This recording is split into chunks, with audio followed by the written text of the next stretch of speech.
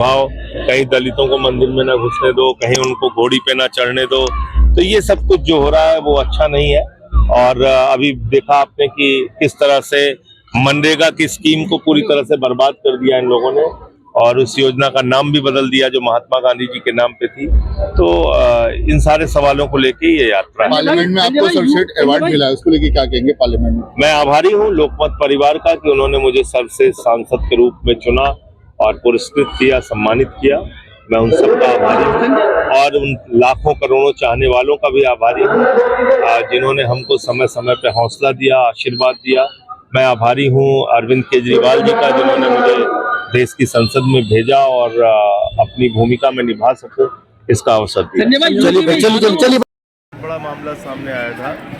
नूरजहां जी जो 80 साल की बुजुर्ग महिला है, उनके ऊपर फर्जी वोट चोरी का आरोप लगा के उन्होंने अपने बच्चों का फॉर्म भरा था जो कानूनी रूप से वो भर सकती थी। उनके ऊपर FIR दर्ज की गई। तो इस वक्त उत्तर प्रदेश में करीब 3.5 करोड़ वोट काटने की तैयारी है और इस बात को लेके बहुत बेचैनी है लोगों में, खास तौर से जो मुस्लिम समुदाय के लोग हैं, यादव समुदाय के लोग हैं, जो पासी समाज के लोग हैं, जो कुर्मी समाज के लोग हैं, यानी कि बैकवर्ड, दलित, मुस्लिम, इन लोगों में एक खौफ का माहौल है कि अगर उनका वोट काट दिया जाएगा तो फिर उनका अधिकार कैसे बचेगा। वोट का अधिकार लोकतंत्र में सबसे बड़ा अधिकार है और इस अधिकार के मामले में राष्ट्रपति हो या मजदूर हो, दोनों की गिनती एक ही वोट की होती है।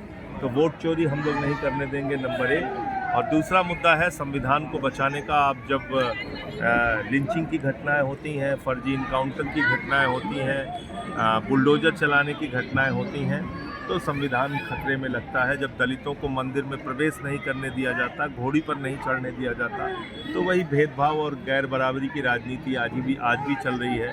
ऐसा महसूस होता है जब नौजवान अपने रोजगार के लिए लाठियां खाता है, किसान खाद की बोरी के लिए लाठियां खाता है, गन्ने के दाम के लिए लाठियां खाता है, तो ऐसा लगता है कि अभी भी इस देश के अंदर जो संवैधानिक अधिकार लोगों को मिले हैं वो खतरे में है। तो उसको भी बचाने की ये लड़ाई। पद यात्रा कहाँ तक निकलेगी सर?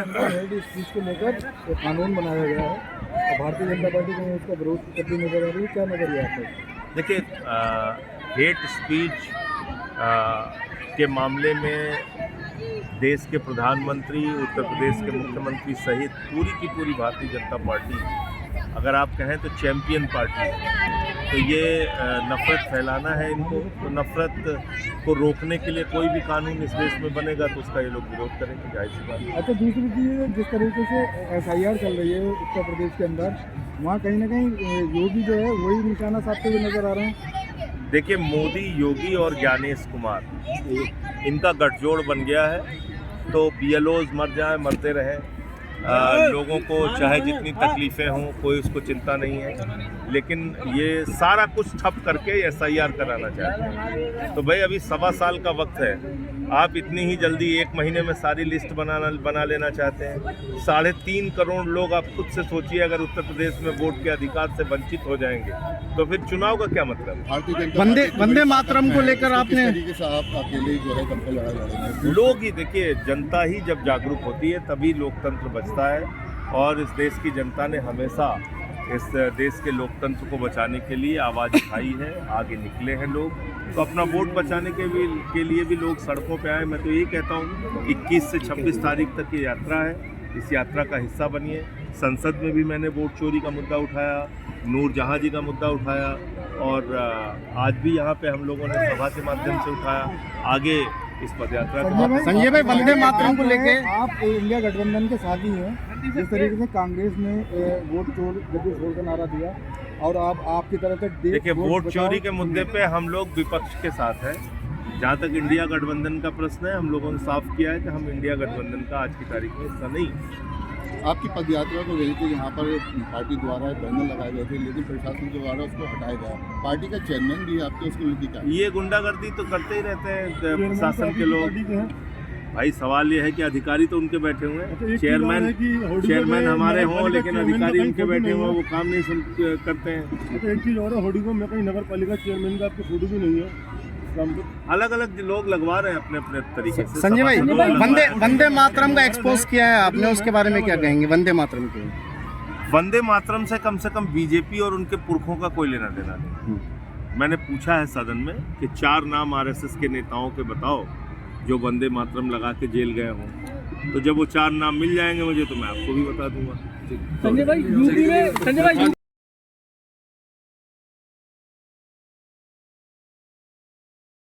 में भ्रष्टाचार गुजरात में, तो मैंने भाजपाइयों से जो कहा, जिसके कारण उनको बहुत ज्यादा गुस्सा आ गया मेरे ऊपर, मैंने कहा बेईमानो, तुमने राम जी का नाम इसके साथ लगा दिया, अब लोग क्या कहेंगे? गुजरात में सैकड़ों करोड़ का भ्रष्टाचार भाजपाइयों ने जी राम जी के नाम पे कर लिया। उत्तर प्रदेश में भाजपाइयों ने सैकड़ों करोड़ का भ्रष्टाचार उत्तर प्रदेश में जी राम जी के नाम पर कर लिया। तो मैंने यही बात कही, अपने भ्रष्टाचार को छिपाने के लिए राम के नाम को बदनाम मत करो। देखो ऐ दीवानों, ऐसा काम ना करो और राम का नाम बदनाम ना करो। भाजपाइयों ने कहा राम राम जपना, पराया माना।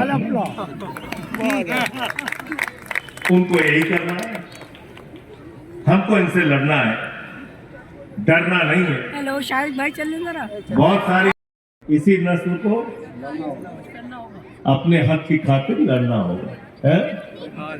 जो भी करना है इसी नस्ल को करना है। ये बात बिल्कुल सही है। तो आप अपने आने वाली पीढ़ियों को बचाने के लिए काम करना चाहते हैं कि नहीं करना चाहते हैं? करना चाहते हैं ना?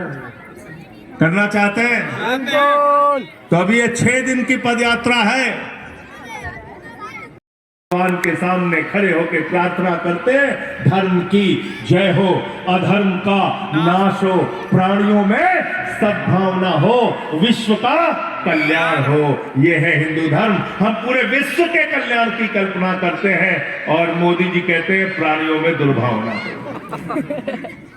प्राणियों में झगड़ा हो, प्राणियों में लड़ाई हो। अभी हमारी बिटिया यहाँ पे बोल रही थी,